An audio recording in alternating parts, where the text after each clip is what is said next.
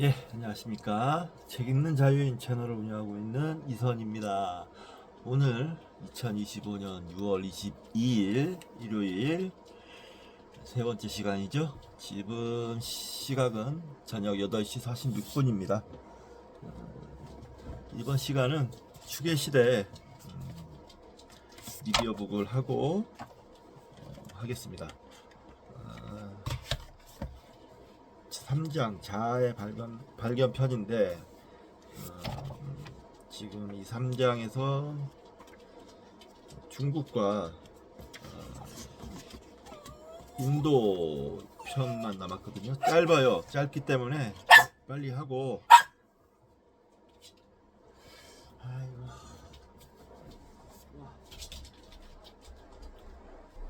맛있어. 으야. 어휴. 빨리 하고 저는 밥 먹고 잠자리에 들어야겠습니다. 정견이 놈이 오늘 오후에 저하고 같이 산책 겸 운동을 하고 왔는데 아주 지금 기분이 좋은 상태예요. 이놈이 잘 혼자 잘 쉬다가 이제 좀 또 체력을 회복했는지 또 와서 까불고 있습니다. 아빠하고 같이 책 읽자. 앉아. 미 앉아. 앉아. 옳지. 옳지. 자, 추구시대. 자, 200쪽입니다. 200쪽까지 왔네요. 벌써 이게 이 책이 총 673쪽인데요. 아직 3분의 1을 못했습니다. 이번 장 끝내고 생각하기에 돈의 철학하고 중론 및 낭송을 하고 있는데 이걸 좀 이번 3장을 끝내고 중론하고 돈의 철학을 좀 집중적으로 진도를 빼서 마무리하는 걸로 하도록 하겠습니다. 자, 춘추시대 새로운 감수성의 출현. 중국에서도 기원전 8세기는 과도기였다. 기원전 771년 50년 이상 주왕조를 괴롭히던 오랑캐 견융이 수도 종주에 침입하여 유왕 기원전 782년에서 771년 제위 유왕을 살해했다. 그러나 이것으로 주왕조가 끝난 것은 아니었다. 평왕 기원전 770년에서 720년 제위 50년 동안 제위했네요. 평왕은 아버지를 계승하여 동도 성주 가로 열고 낙양을 얘기하는 건가요? 낙읍 성주에서 천명을 받았다. 그러나 주나라 왕들은 이전 왕들의 그림자에 불과했다. 왕은 동도 주변의 작고 궁핍한 영토를 유지하며 제의의 임무를 수행했지만 현실적인 정치 권력은 아니었다. 주왕조는 약화된 형태로 500년 이상 살아남았다. 왕실은 명목상 통치자로 남아있고 상징적인 권위를 유지했지만 제후들이 실질적인 권력을 행사했다. 제후국은 꾸준히 커졌다. 점차 군주에 대한 충성보다는 예의 가로 열고 예가 제후국들 사이의 관계를 지배했다. 제후국들은 공식적으로는 동맹국이었지만 실제로는 경쟁하는 경우가 많았다. 오랜 관습이 왕의 권위를 대체하여 전쟁 복수 조약을 통제하는 일종의 국제법 역할을 했으며 물자와 용역의 교환을 통제했다. 이것이 역사가들이 춘추 시대라고 부르는 시대의 출발이었다.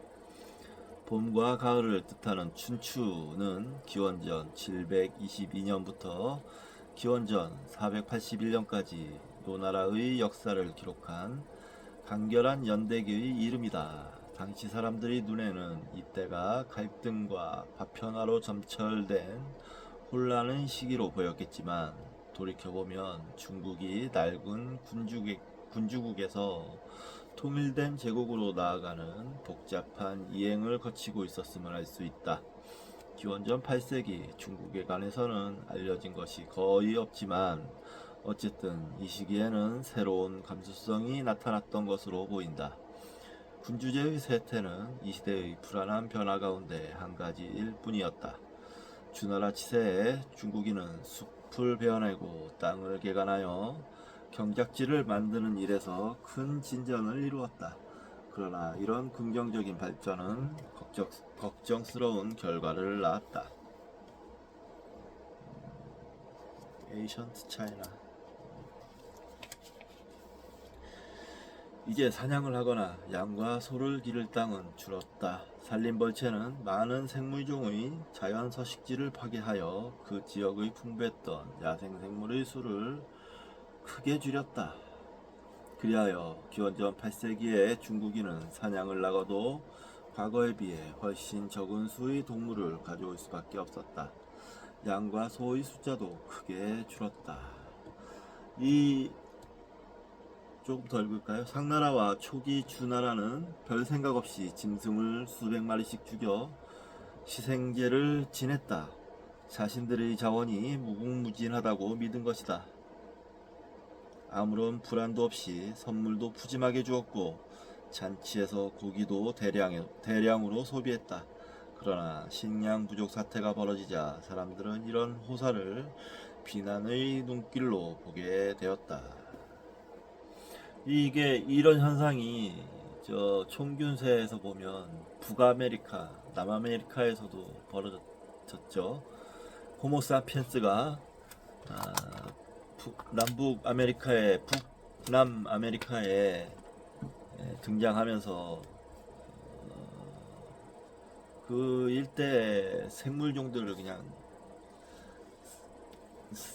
싹쓸이 하다시피 사냥을 해서 대형 동물들은 아주 피씨가 말랐고 맘모스를 비롯한 그래서 나중에는 자원이 부족해지고 결국에는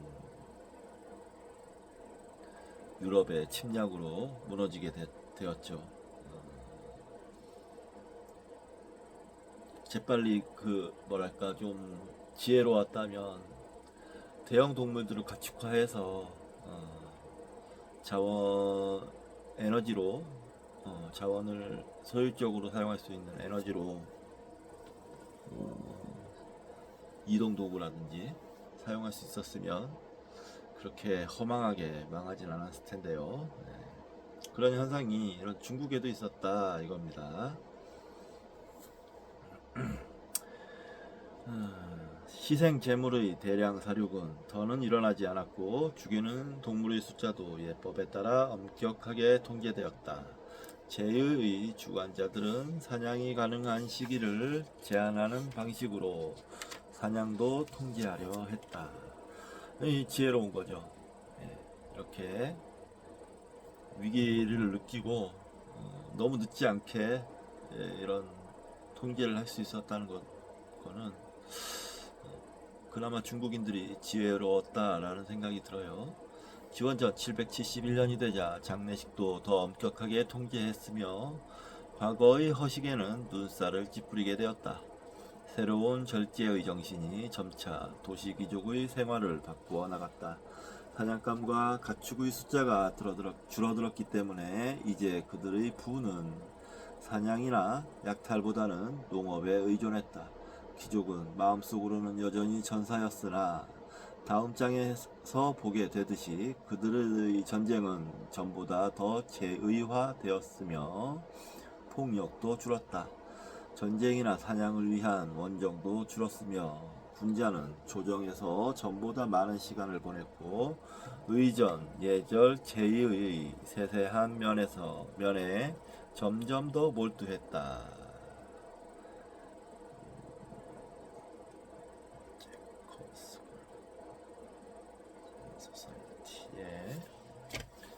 이제 제한 통제 절제가 표어가 되었다. 예. 역시 인간이 인간다워지려면 제한과 통제, 절제가 정말 필요한 덕목이죠. 예. 그런 면에서 중국인들은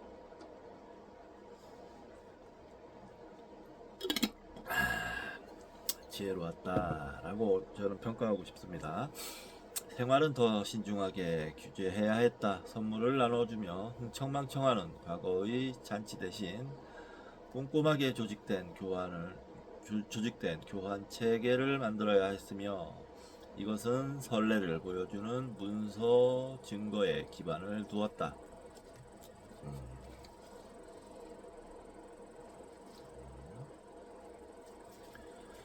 귀족 계급의 모든 활동이 정교한 의식으로 바뀌었다. 무엇을 하건 올바르게 하는 방법이 있었다. 시간이 지나면서 주나라 여러 읍성의 귀족은 사회적 조화와 집단의 복지를 장려하기 위해 고안된 관습을 발전시켜 나아갔다. 어느 사회나 그렇듯이 이런 전통은 의식적인 협의보다는 시행착오에 의해 발전했다. 이런 행동 양식은 아마 수백 년에 걸쳐 진화하면서 세대에서 세대로 전해졌을 것이다. The World Diligence. 예. 군자는 정교한 예절 규범을 따르며 살았다. 그는 하는 일과 하지 않는 일이 있었다.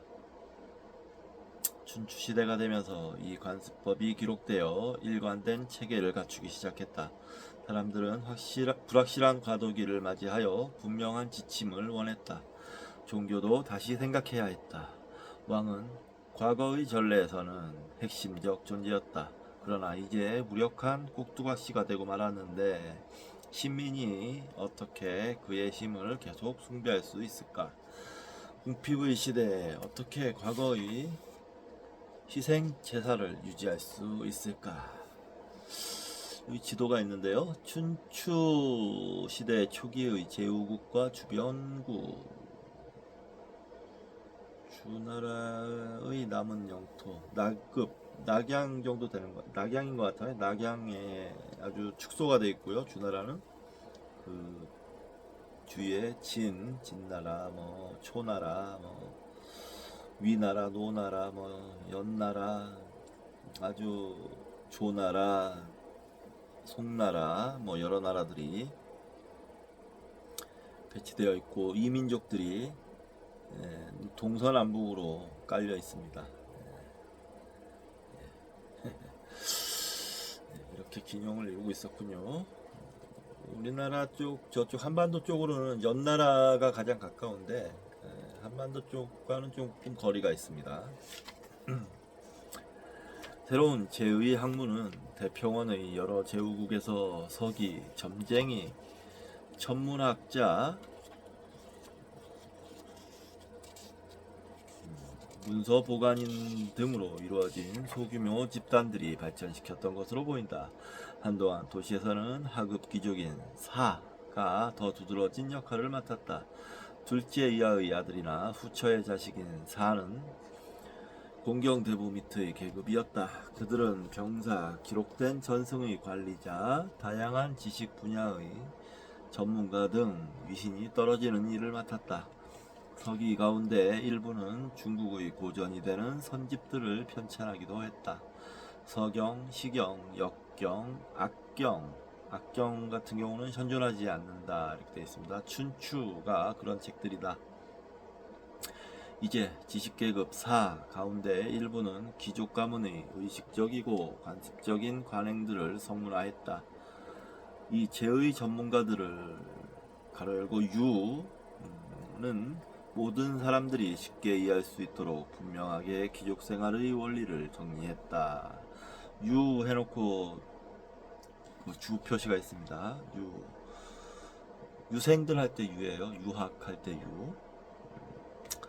고대 각골문을 보면 유는 제사를 지내기 전 목욕제게 하는 모습을 형상화한 글자였다. 즉 축의 유라는 글자는 제사장을 뜻했다. 제사장은 제의 전문가 집단의 지도자였으며 지도자는 여러 경험과 학식을 갖춘 사람이어야 했다. 그래서 시간이 흐르면서 점차 학자나 지식인을 가리키는 개념으로 쓰였다.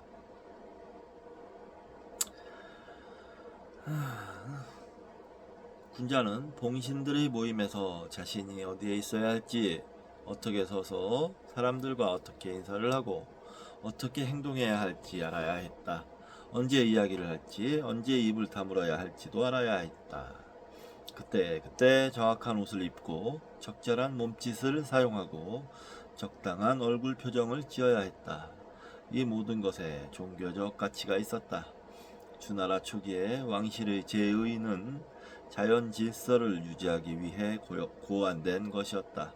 이제 군주제가 쇠퇴하자 유는 대평원 지대에 평화와 질서를 유지하기 위해 생활 전체를 정교한 제의 수행과 다름없게 바꾸어 놓았다. Chinese Civilization, 마셀 그레넷,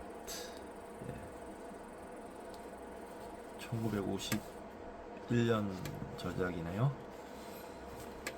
모든 제후에게는 공식적인 희생제, 조상을 위한 접대, 가로 열고 빈 접대 연회, 제의 춤 등을 올바르게 수행하도록 도와주는 훌륭한 제의 자문팀이 필요했다. 유는 제후와 대신들이 전례를 정치적으로 이용하도록 도와주었다. 그들이 봉신들의 모임에서 패배하지 않고 자신의 주장을 제시하고 반대 의견을 낼 수 있게 하려는 것이었다. 연대기들은 외교에서 예를 하는 것이 필수적이었음을 보여준다. 한 번은 작은 도시의 제후가 유력한 제후를 방문했는데 그가 머무는 동안 상대국 제후가 죽었다. 그러자 대신들은 손님에게 강제로 염습을 시키려 했다. 물론 이것은 계산된 행동이었다. 염습은 봉신이 하는 일이었기 때문이다. 따라서 하라는 대로 하게 되면 손님은 더 큰 나라 앞에서 자신의 정치적 독립성을 잃게 되는 셈이었다. 이것을 어떻게 예의 바르게 거절할 수 있을까? 그의 조언자들이 문제를 해결해 주었다. 소국의 제후는 시키는 대로 시신을 염습했지만 주술사를 내려갔다. 예에 따르면 그것은 제후가 자신의 나라에서 가신을 조문할 때 하는 일이었다. 이렇게 예를 교묘하게 이용하자 상황이 완전히 역전되어 음모를 꾸미던 대신들은 절절매게 되었다. 이 이야기는 그들이 겉으로는 겸손함을 표현하는 것 같아도 이런 전례를 따른 것이 사실 케노시스와 아무런 관계가 없음을 보여준다. 귀족의 제의화된 생활 양식은 귀족들에게 겉으로는 서로를 존중하며 겸손하게 행동하도록 가르쳤지만 보통의 경우 예의 특징은 자기 이익이었다. 모든 것이 위신의 문제였다. 귀족은 특권과 명예를 선망했으며 예를 이용하여 자신의 지위를 높였다. 정경이 앉아 이놈아.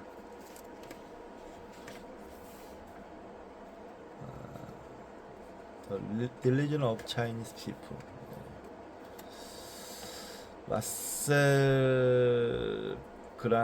그레넷입니까? 그라넷. 이 사람이 중국 고대 전문가인 모양이에요. 이 사람 책을 많이 인용했네요. 가장 유능하고 권위 있는 제의 학파는 노나라에 근거를 두고 있었다. 실제로 노나라는 자신이 신성한 전통의 관리인이라고 생각했다.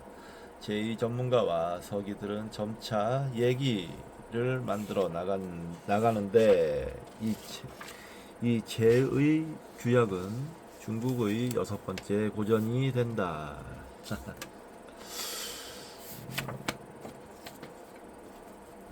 이게 아마 6번째 고전.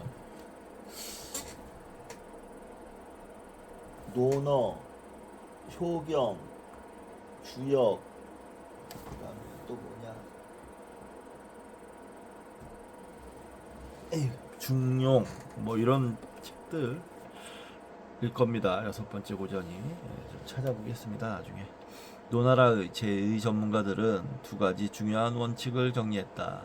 첫째는 의식의 효력은 그와 관련된 모든 행동 하나하나를 완벽하게 수행하는 데 달려 있다는 것이다.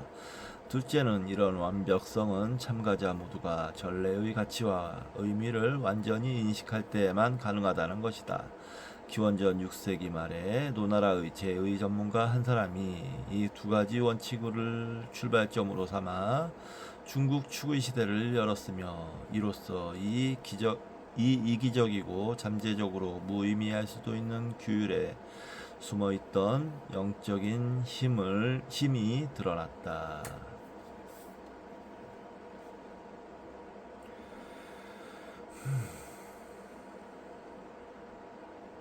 아마 이 사람이 공자겠죠. 6세기 말 로나라의 제의 전문가 한 사람, 공자일 겁니다.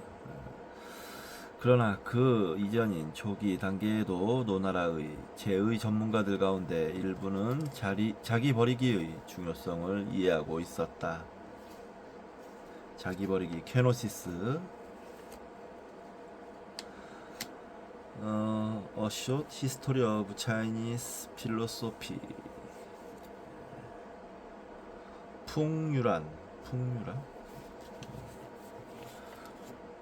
그들은 고대의 성군 요와 순을 숭배했으며, 서경에 나오는 최초의 연대기 가운데 하나인 요전과 순전을 썼을지도 모른다.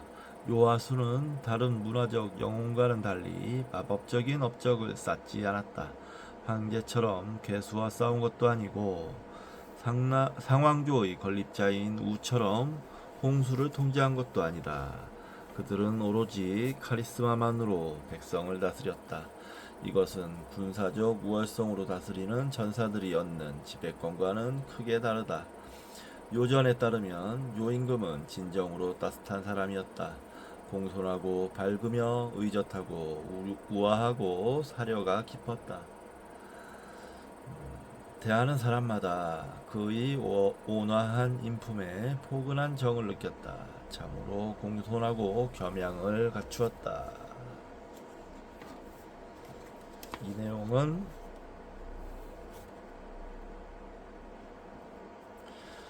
캐논 오브 요 and the canon of sun. The canon of 요.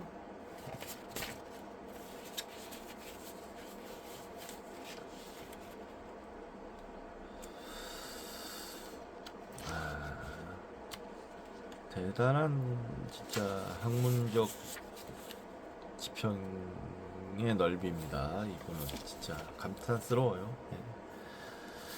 이런 자질에 내재한 힘은 세상 구석구석까지 빛을 발했고, 하늘 가장 높은 곳과 땅속 가장 깊은 곳까지 이르렀다.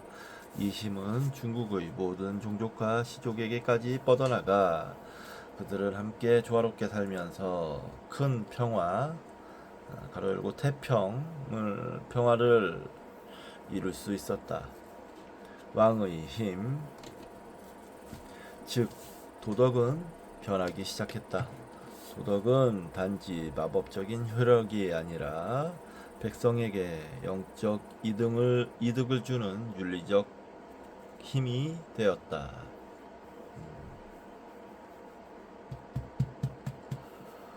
순임금은 출신이 매우 미천했다. 어떤 사람들은 순이 동쪽의 오랑캐 부족에서 태어났다고 말했다. 어떤 사람들은 그가 농민이나 도공이나 어부였다고 주장했다. 순은 자신을 죽이려는 아버지와 배다른 동생에게서 간신히 달아났다. 그러나 그들에게 악의를 품지 않고 효도의 모범을 보이면서 계속 부드럽고 예의 바르게 그들을 대했다. 순은 미천한 신분에도 불구하고 자기 통제와 절제 덕분에 후계 문제를 생각하던 요임금의 눈에 들었다. 요의 아들 단주는 사람을 속이고 다툼을 좋아했다. 어떻게 그가 천명을 받을 수 있겠는가? 요임금은 곤혹스러워 신들에게 자문을 구했다.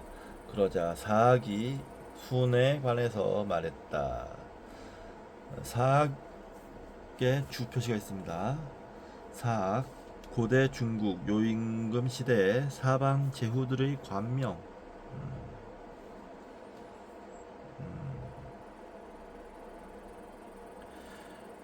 신들에게 자문을 구했다는 건 아마 신하들일 거예요. 신하들. 신하 때 신. 장님의 아들인데 아비는 어리석고 어미는 간악하여 동생상은 오만합니다. 그러나 효성으로 가정을 화목하게 하고 지극한 정성으로 집안을 다스려 간악한 집안 사람이 모두 크게 감동하였다고 합니다. 요임금은 순을 시험해 본 뒤 그가 진실로 선한 사람이라는 것을 확인하자 나라를 자신의 아들이 아니라 순에게 물려주었다. 순은 자신이 그럴 자격이 없다고 생각하여 요가 죽자 중국의 남쪽 지방으로 머물러 요의 아들이 왕위를 차지하게 했다. 그러나 영주들은 요의 아들이 아니라 순에게 자문을 구하러 왔고 시인들은 순을 찬양하는 노래만 불렀다. 그러자 마침내 순은 천명을 받아들였다. 그는 임금이 되어서도 계속 아버지를 공경하였으며 물러날 때는 요임금의 예를 따라 자신의 아들이 아니라 지수사업을 주도했던 우에게 자리를 물려주었으며 우임금은 상왕조를 창건했다. 요와 순은 성인이 되었다. 그들은 평화의 황금시대를 확립한 선하고 자비로운 사람들이었다. 서경에 나오는 그들의 전설은 왕조가 대물림으로 이어지고 힘과 강압에 기초를 둔 통치가 이루어지는 현실에 대한 암묵적 비판임이 분명하다. 요하수는 자신의 지위와 위엄에 집착하지 않고 자신들이 본능적으로 좋아하는 것보다 백성의 유익을 앞세웠다. 그들은 얘가 개발하고자 하는 절제, 겸손, 자제, 경의의 원형적 모범이었다. 중국의 정치 생활이 점점 더 이기적이고 무자비해짐에 따라 요순전설은 계속 영감의 원천이 된다. 축의 시대 현자들은 모든 인간에게 이런 위안이 될 잠재력이 있다고 주장한다. 제2화된 새로운 절제는 점차 중원의 제후국들의 뿌리를 내렸다. 비록 긴장된 시대였지만 이러한 절제는 예로 표현되는 중국의 이상에 여전히 충성하는 이 오래된 읍성들이 평화를 유지하는 데 도움을 주었다. 그러나 이들에게는 새로운 호전적인 경쟁자들이 있었다. 기원전 8세기에 대평원 주변의 세 나라는 오랑캐의 땅으로 파고들어 크고 풍요로운 영토를 꾸준히 넓혀 나갔다. 북쪽 산악지대의 진, 산둥 북서부 자원이 풍부한 해안 지역의 제, 양쯔강 중류의 큰 나라 초가 그런 나라들이었다. 이 세 나라는 중국의 전통을 보존하고 있었지만 이제 예와 관계없는 많은 토착 주민을 거느리게 되었다. 이 가운데 초가 제일 먼저 주나라의 전통을 버렸다. 바야흐로 중국은 문명의 충돌을 향해 나아가고 있었다. 여기까지가 이제 중국 편이었고요. 짧았죠? 짧았으니까 바로 인도 편으로 넘어가겠습니다. 인도도 뭐 짧습니다. 두 편 함께 해서 1시간 내로 끝날 수 있겠네요. 잘하면.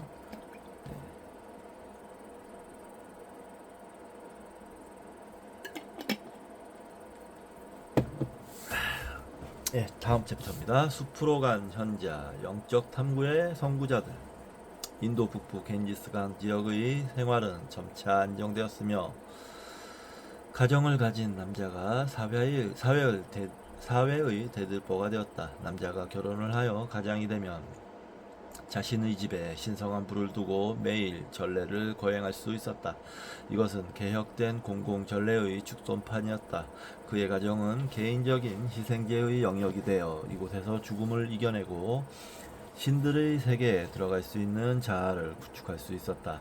그러나 어떤 남자들은 가족을 떠나고 사회에 등을 돌리고 숲으로 물러나는 특별한 걸음을 내디뎠다.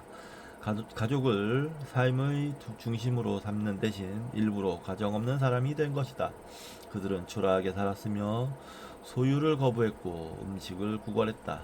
어떤 사람들은 머리를 되는 대로 기르기도 했고 어떤 사람들은 노란 가사를 입기도 했고 어떤 사람들은 벌거벗고 돌아다니기도 했다.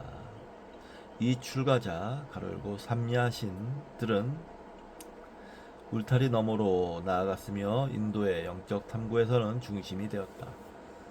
이 삼야신이라는데 사냐신이라고 보통 알려져 있습니다. 오쇼 라진시도 자신들의 자기의 아람이라 그러나 아무튼 그 집단에서 같이 생활했던 제자들을 사냐신이라고 불렀어요. 사냐신. 따라서 가장이 아니라 출가자가 종교적 변화의 동인이 된다. 인도의 추구 시대의 다음 단계를 규정한 사람은 브라민 사제가 아니라 출가자였다. 붓다를 말씀하시는 거겠죠. 이런 발전의 시기를 정확히 알기는 어렵지만 아무래도 기원전 8세기에 시작된 것으로 보인다.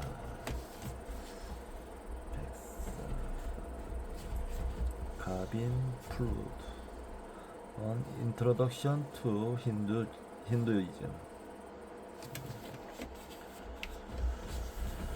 출가는 훨씬 더 오래된 수양에 뿌리를 둔 것인지도 모른다. 어떤 학자들은 이것이 아리아인이 오기 전 인도 원주민의 관행이라고 생각한다. 엘리아데 요가, Immortality and Freedom. 어떤 학자들은 베다 제의 주의의 자연스러운 발전이라고 주장하기도 했고, 히스터맨, The Inner Conflict of Tradition, Essays in India, Ritual, Kingship and Society.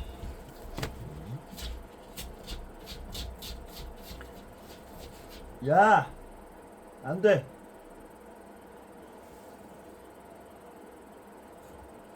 어떤 학자, 완전히 새로운 이데올로기라고 주장하기도 한다.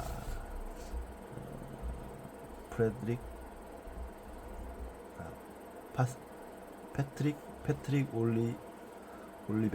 올리벨레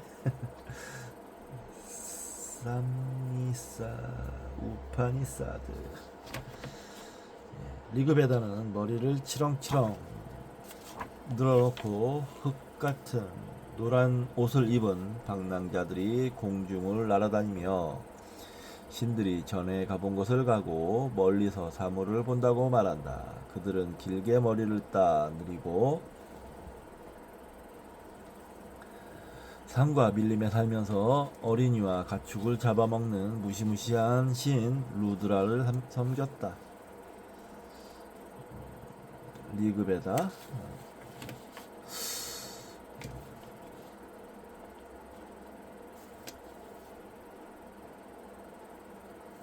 이상한 사람들이네요. 리그베다는 루드라에 대한 언급이 드문데 루드라는 아마 원주민의 신들 가운데 하나였을 것이다. 출가자들은 브라티아 전사들과 닮았을 것이다.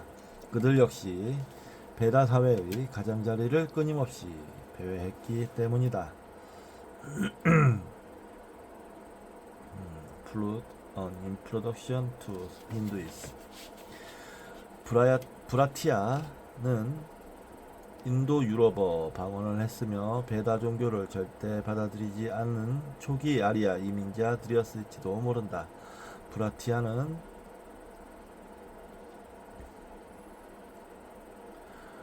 먹을 것이 필요하면 정착 공동체에서 훔쳤다. 그들의 옷은 검은색, 가로 열고 루드라의 색이었다.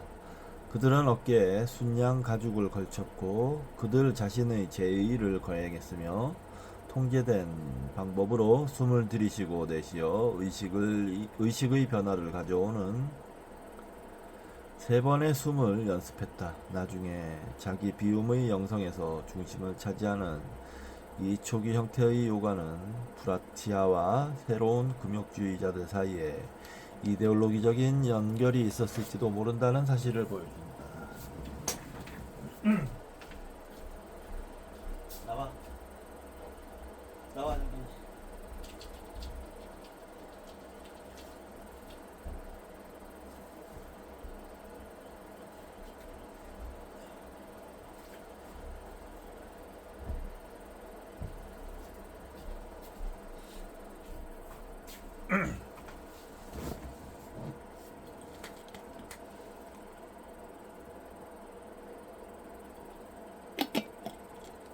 제2 전문가들은 전래에서 폭력을 없애고 더 내적인 영성을 개발하기 시작했는데 어울리지 않게도 고대 전사 무리가 닭발승 비폭력 공동체의 모델이 되었다.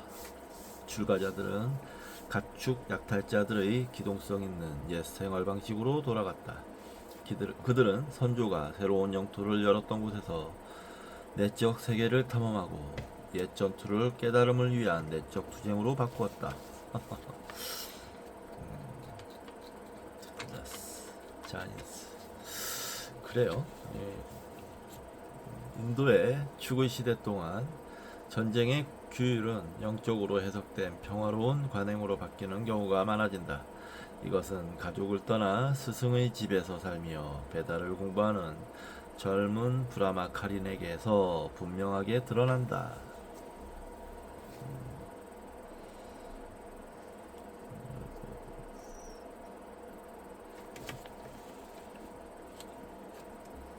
또 그의 삶은 브라티아와도 비슷하다.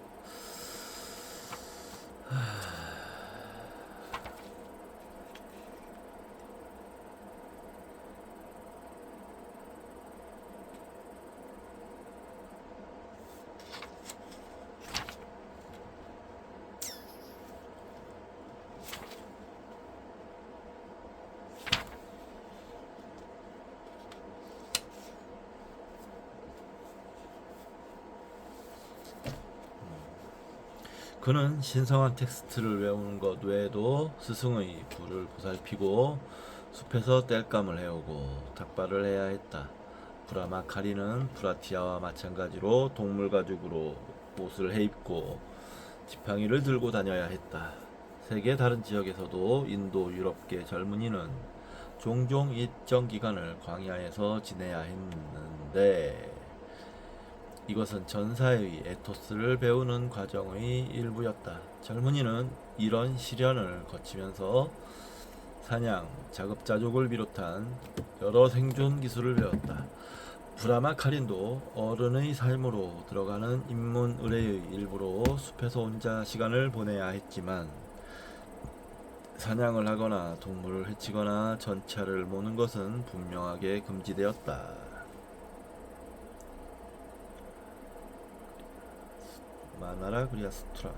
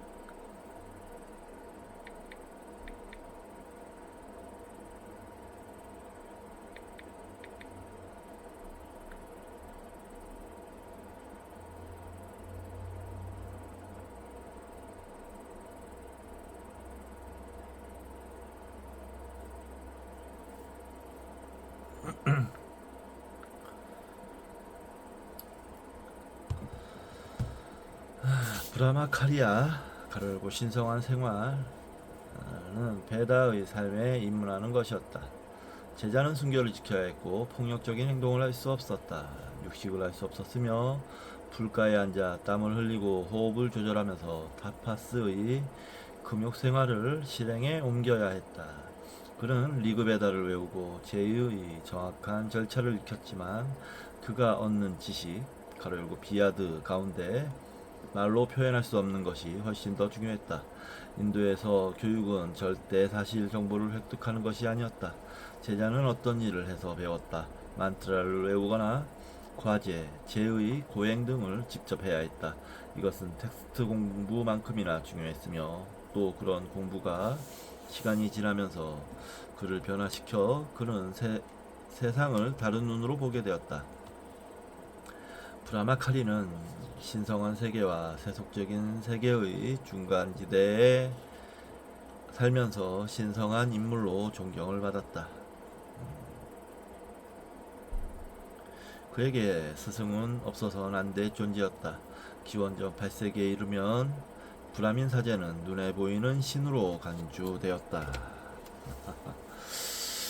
신격화되었군요. 사타파타 브라만, 사타파타 브라마나,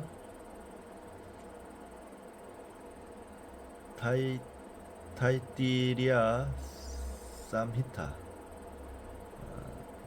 체인지 앤 커뮤니티. 그는 베다 학문을 아는 자였기 때문에 제2동안에 나타나는 브라만의 힘으로 가득 찼다. 브라민 스승은 항상 감각을 훈련하고 늘 진실을 말하고 비폭력을 실행에 옮기고 어떤 경우에나 초연한 평정심을 보여주는 신성한 삶의 구현자였다. 제자는 매일매일 사소한 일에서도 스승을 모방하여 스승과 하나가 되고 베다 지식의 내적인 의미를 배웠다. 이렇게 스승은 산파가 되어 매일 제자의 새로운 자아, 그리고 아트만 자아가 태어나게 하려고 노력했다. 이 새로운 자아는 산도 움직일 수 있었다. 입문식을 마쳐 완전한 브라민이 된 제자는 세상으로 돌아가 아내를 얻고 신성한 불을 밝히고 자기 계급의 의무를 이행하고 가족을 이룰 수 있었다. 그러나 기원전 8세기의 어느 시점에 견습을 오래전에 마친 성숙한 브라민들이 스승 없이 혼자 브라마카리아를 해야겠다고 생각했다. 그들은 이렇게 하면 제의가 더 효과가 있을 것이라고 생각했다. 체인지 앤 커뮤니티. 그들은 신성한 삶을 살려고 다시 숲으로 물러났다. 어떤 사람들은 일정한 기간만 그렇게 했지만 어떤 사람들은 평생 브라마카린이 되었다. 베다의 제의 동안 희생을 바치는 사람과 사제는 신비한 승천을 했지만 짧은 시간만 그곳에 머무를 수 있을 뿐이었다. 신성한 세계와 세속적 세계는 양립할 수 없었다. 만일 희생을 바치는 사람이 하늘에서 머문 뒤에 땅으로 바로 내려오면 즉시 죽는다고 생각했다.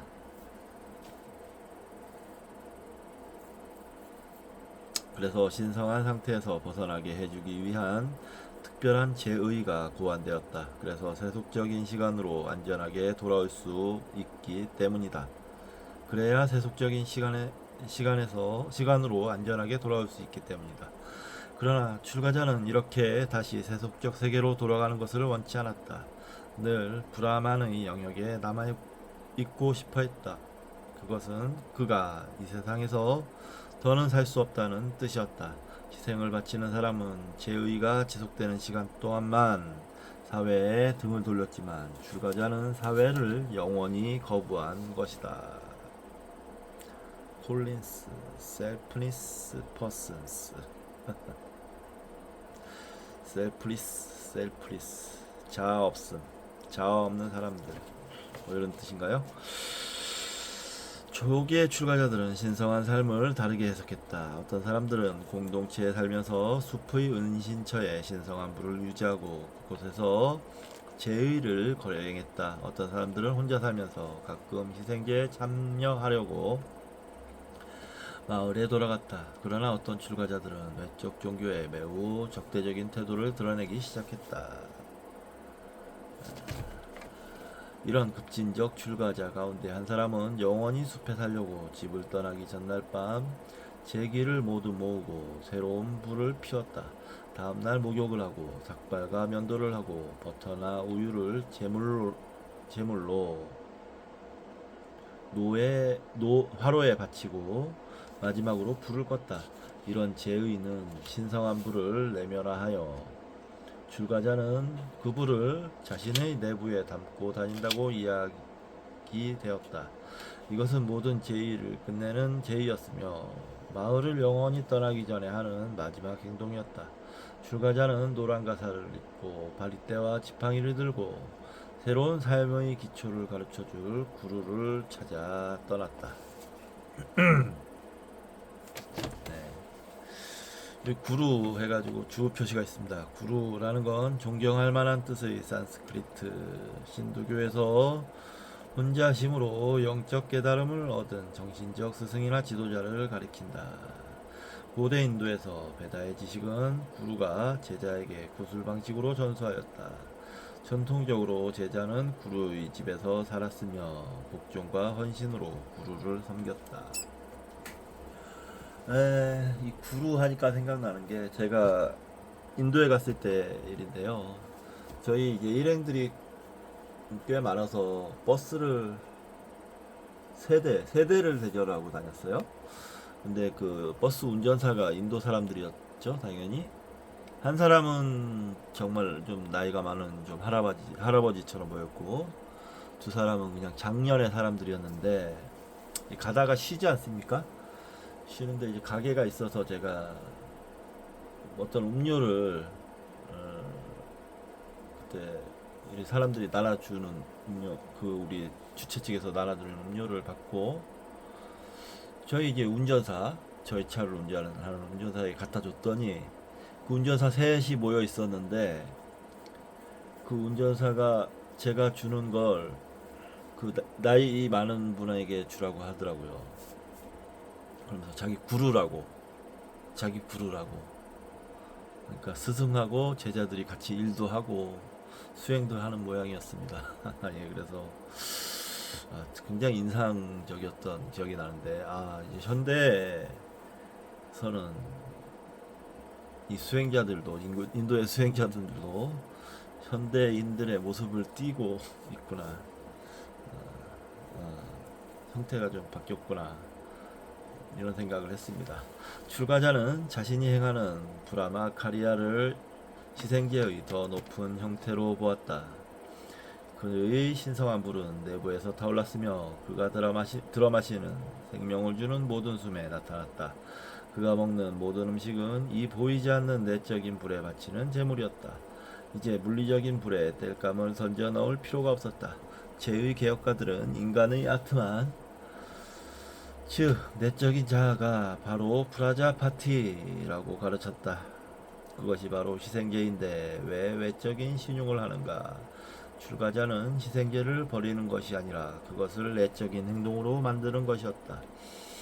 그는 결과적으로 이렇게 묻는 셈이었다. 진정한 희생제란 무엇인가? 누가 진정한 브라민인가? 외적인 제의를 거행하는 사제인가? 아니면 어디를 가나 신성한 불을 운반하는 출가자인가? 네, 이제 이 내적으로 콜린스, 셀프리스 퍼슨스, 내면으로 이제 들어가기 시작했네요. 출가자는 외적으로 표현하는 종교에서 내적으로 실행에 옮기는 종교로 이행한 셈이었다. 출가자는 축의 시대의 특징 가운데 하나인 종교의 내면화를 처음 성취한 사람들로 꼽힌다. 이런 부분은 좀 체크해 둘 필요가 있겠네요.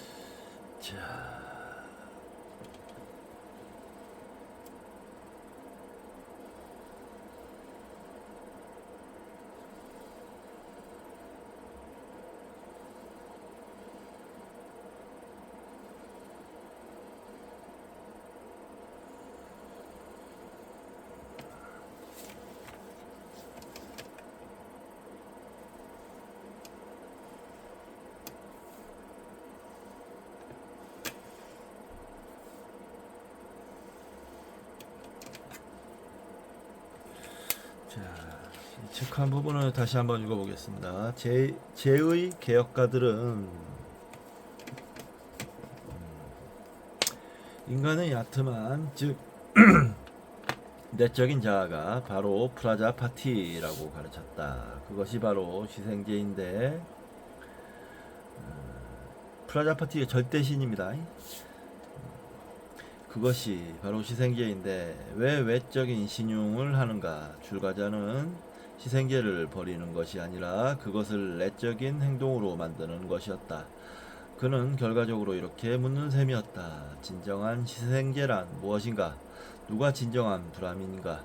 외적인 제의를 거행하는 사제인가? 아니면 어디를 가나 신성한 불을 운반하는 출가자인가? 출가자는 외적으로 표현하는 종교에서 내적으로 실행에 옮기는 종교로 이행한 셈이었다. 출가자는 죽은 시대의 특징 가운데 하나인 종교의 내면화를 처음 성취한 사람들로 꼽힌다. 제의 전문가들은 오래전부터 시생제의가 신성하고 영원한 자아를 창조한다고 주장해왔다. 시생제가 바로 아트만이었다. 제의는 브라만의 힘이 들어있었다. 출가자는 여기서 한 걸음 더 나아갔다. 그는 아트만을 발판으로 우주를 통합하는 힘에 다가갈 수 있었다. 버림, 금욕, 신성한 삶의 규율을 발판으로 삼아 출가자는 자신의 아트만, 즉 깊은 내면 속에 신비하게 자리잡고 있는 브라만과 통일될 수 있었다. 이게 이제 브라만교 외쪽에 뭐 우리 불경에 보면 초기 경전에 보면 육사외도라고 해서 브라만교에 대항하는 이제 그 다른 종교 종교 사상을 주장하는 사람들이 나와요. 근데 거기에서 이제 그 사람들이 이렇게 전통을 수립하면서 한참 더 높은 수준으로 나아가니까 브라만교도 그 수준을 따라갑니다. 그러면서 우파니샤드 같은 데 보면 신과 자신을 동의시하는 자아를 동의시하는 그런 사상도 탄생하고, 그래서 종교적으로 이 인도에서 정말 높은 수준까지 확 올라가는 그런 일이 발생합니다. 네. 네. 숲속의 삶은 힘들고 고통스러웠다. 끝없는 희생이었다. 점차 두 종류의 금욕주의자들이 나란히 등장하여 서로 새로운 구성원을 끌어들이려고 경쟁했다. 은지아는 마을이나 인간 사회의 물리적인 거리를 두고 숲속에서 살면서 뿌리와 가위를 먹으며 타파스를 실행했다. 타파스 고행입니다. 일부는 처자식과 함께 살면서 밀림 속에서 신성한 화로를 중심으로 가정을 이루었다. 은자는 정착지에서 재배한 것은 먹을 수 없었지만 다른 육식 동물이 죽인 동물의 고기는 먹을 수 있었다. 그의 모든 태도는 야생을 닮았다. 그는 숲의 사람이었으며 정착한 가장의 정반대 존재였다. 그는 그 긴 머리를 빗지 않았으며 옷은 나무 껍질로 만들었고 심지어 인간 문화의 상징인 경작지를 걷는 것도 허용되지 않았다. 좀 이게 이 고대 인도의 종교 전통에는 이렇게 고행의 전통이 있어요.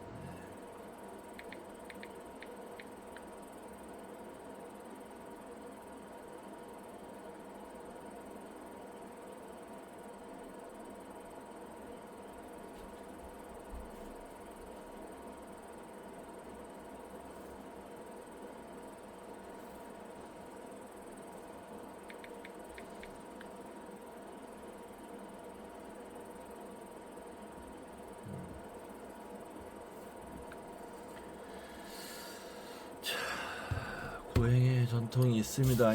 이게 나중에는 불교 내에서도 문제가 됩니다. 불교 내에서도 누구냐?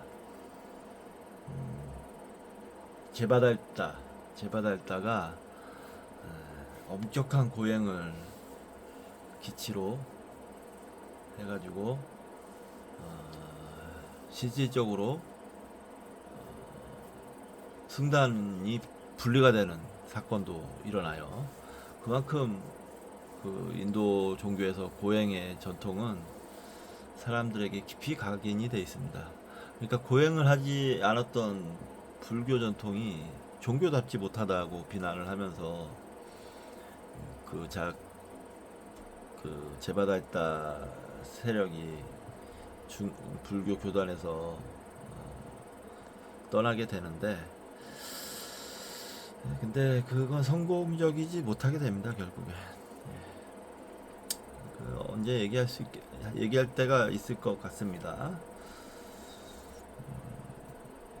근데 꽤 오래 지속은 됩니다. 그게 그 제바달다파가 현장법사면 8세기 정도 되는데 7, 8세기 현장법사가 중국에 방문했을 때도 존재하고 있었어요. 제바달다파가 같이 공부도 하고 그랬답니다. 어디야? 요즘 기억력이 많이 떨어진 그 대학에서 불교 대학에서 같이 공부도 하고 그랬다고 해요. 그들의 특징이 이제 불교에 보면 이제 부처님 전 6명의 부처님이 계셨다라고 하는데, 그 6명의 부처님은 인정하는데 이 석가모니 부처님은 인정을 안 해요.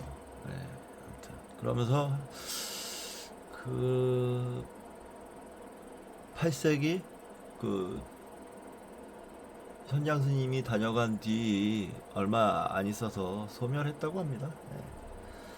소멸할 수밖에 없었을 거예요. 자, 출가자는 더 급진적이었다. 그의 출가는 신체적인 것이라기보다는 이념적인 것이었다. 그는 마을에서 음식을 구걸하는 것은 허용되었지만 집은 가질 수 없었다. 심지어 숲의 암자도 허락되지 않았다. 가족, 섹스, 불, 재의 소유도 허용되지 않았다. 우기에는 한 곳에 머무는 것이 허락되었다. 우기가 아니면 늘 움직여야 했다. 절대 한 곳에서 이틀 밤 이상을 보낼 수 없었다. 그는 강철 같은 자기 규율을 지녀야 했으며 말과 감각을 통제해야 했다. 머리를 산발하고 헝클어트린 은자와는 달리 출가자는 삭발을 하고 아임사를 실행에 옮겼으며 씨앗을 해치는 것을 삼갔다. 또 해를 주든 착하게 굴든 모든 동물을 똑같이 대했다.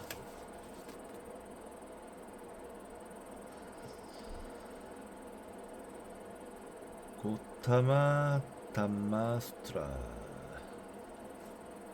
The Renaissance Tradition.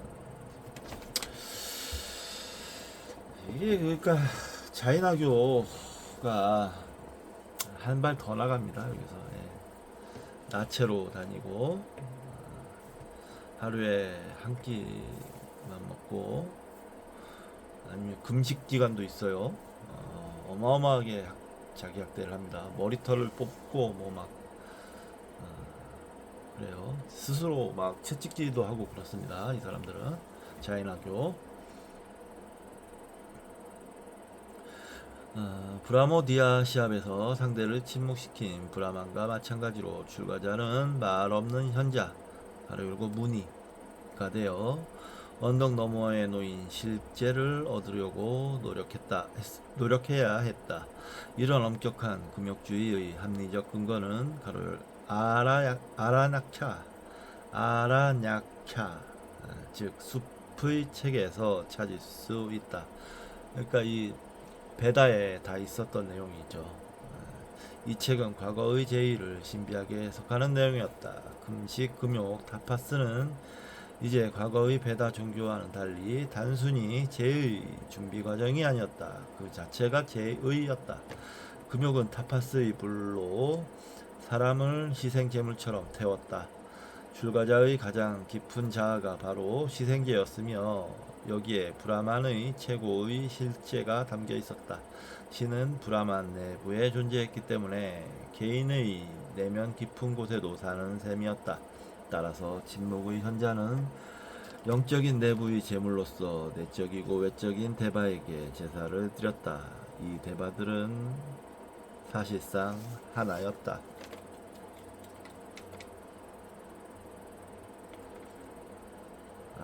아라나카에 나오는 내용이네요. 토마스 제이 호킨스 The Hindu Religious Tradition. 새로운 영성은 과거의 영성으로부터 유기적으로 또 논리적으로 자라났다. 첫째로 제2전문가들은 제사구역에 참가자들이 가득하던 과거의 혼란스러운 희생제 시합을 개혁했다. 새로운 제2에서 희생을 드리는 사람은 혼자였으며 제2 또한 세속사회와 단절했다. 이제 출가자는 이런 외로움을 한 단계 더 밀고 나아갔다. 훗날의 문헌이 출가자들을 이상적인 브라민으로 제시하고 그를 베다의 전통성 안에 통합하려 하지만 사실 그는 체제 전체에 도전했다. 네. 아까 말했던 그 외도들 뭐 그런 사람들입니다. 그 불교도 그러니까 그 한 기류에 속하는 겁니다. 네. 브라만에 대항하는 브라만교에 대항하는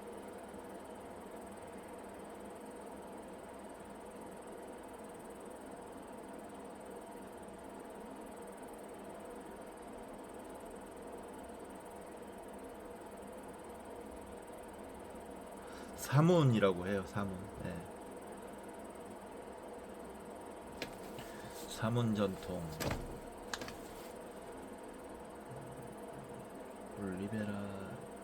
올리베리 삼니아사 우파니사드에 나오네요. 우파니샤드에. 네, 사문이라고 합니다. 그 저기 브라만교에 대항해서 나타난 신흥 조류, 종교 조류들을 사람들은 출가자가 용감하게 새로운 영적인 길을 걸어간 선구자라고 찬사를 보냈다. 출가자는 마을에서 자신의 독립을 선포했으며 자신이 만든 세계에 살았고 어떤 제의에도 굴복하지 않았다. 일반적인 사회적 의무는 전혀 이행하지 않았고 근본적 자유를 끌어안았다. 사회적 이데올로기가 인간의 생활 방식은 출신 계급에 따라 결정된다고 선포하던 시대에 출가자는 스스로 결정을 내렸다. 가장은 사회적 네트워크, 이것만 봐도 알 수 있잖아요. 그 브라만 교회 질서에 대항하는 사람들이었죠. 가장은 사회적 네트워크, 부양가족, 자식의 규정을 받았지만 출가자는 자신의 힘으로 혼자 존재하는 개인이었다. 추구 시대의 새로운 영웅은 자신의 무예와 용맹을 자랑하는 영웅적 전사가 아니라 자기 내면을 탐구해 스스로 절대적인 것을 발견하겠다고 결심하고 아임사에 헌신하는 수도자였다. 출가자는 야타부타, 즉 깨달음을 추구했는데 이것은 자신의 진정한 자의 눈을 뜨는 것이기도 했다. 야타부타 주표시가 있습니다. 산스크리트에서 있는 그대로라는 뜻이며 사물의 있는 그대로의 실제를 말한다. 예. 이 부분이 중요해요. 자, 죽의 시대의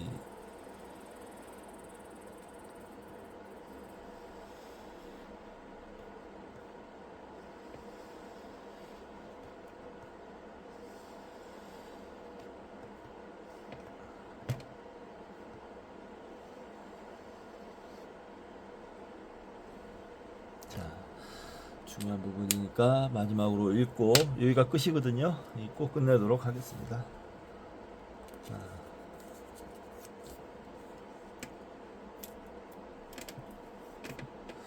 죽의 시대의 새로운 영웅은 자신의 무예와 용맹을 자랑하는 영웅적 전사가 아니라 자기 내면을 탐구해 스스로 절대적인 것을 발견하겠다고 결심하고 아임사에 헌신하는 수도자였다. 아임사 불사의생. 출가자는 야타부타 즉 깨달음을 추구했는데 이것은 자신의 진정한 자에 눈을 뜨는 것이기도 했다.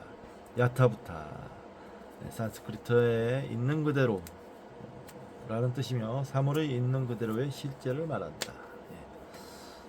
네, 좋은 내용입니다. 이게 여기가 이제 부처님 출연 전에 모습인데 조금 더 아직 남았어요. 사장은 기원전 700년에서 600년이기 때문에 좀 더 가야 부처님 출연 장면이 나올 것입니다. 재밌네요.